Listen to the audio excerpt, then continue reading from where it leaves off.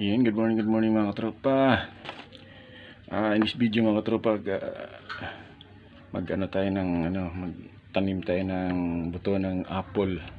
So meron akong nilagay dito sa baunan at inano ko sa rep.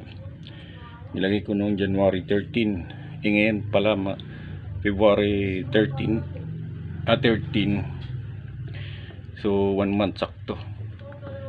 Ngayon ilipat natin dito. Meron kasi dito ang ito. Ayun o. Umano na siya.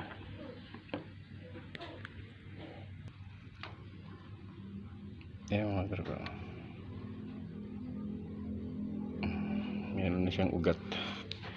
Ngayon lalagay natin dito.